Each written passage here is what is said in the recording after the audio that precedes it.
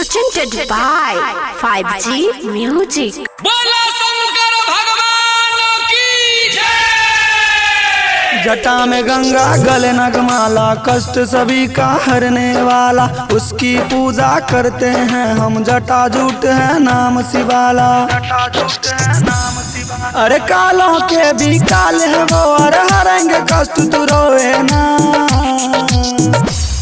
अरे सुन बेटे मेरे महाकाल सा, तीनों लोक में कोई ना।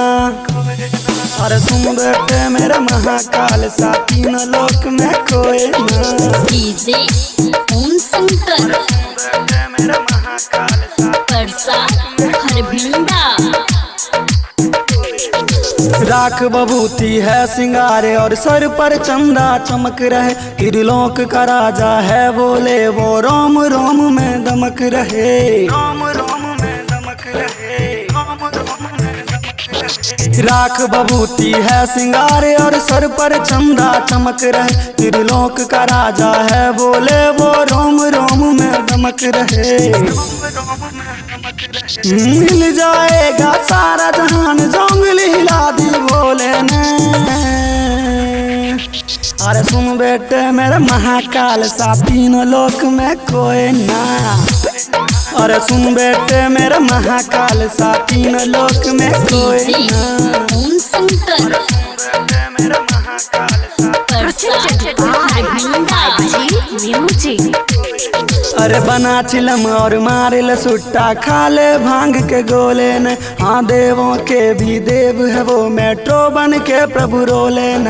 मेट्रो बन के प्रभु रोले न, मेट्रो बन के प्रभु रोले न। अरे बना चिलम और मारिल सुट्टा, खाले भांग के गोले न। हाँ देवों के भी देव है वो, मेट्रो बन के प्रभु रोले न। अरे भोले से उम्मीद है सारे, कोई भोलेनाथ से भोले ना। अरे सुन बेटे मेरे महाकाल सा, तीनों लोक में कोई ना। अरे सुन बेटे मेरे महाकाल सा, तीनों लोक में कोई ना। ओम शंकर मेरे महाकाल सा, परसा हरभिंडा।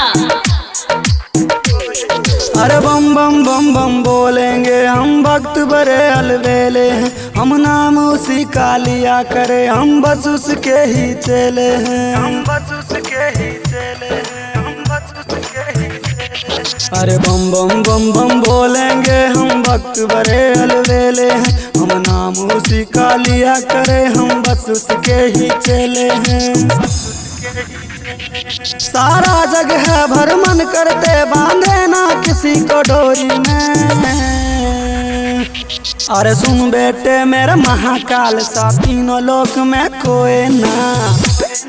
अरे सुन बेटे मेरे महाकाल सा, तीनों लोक में कोई ना। Presented by 5G Music।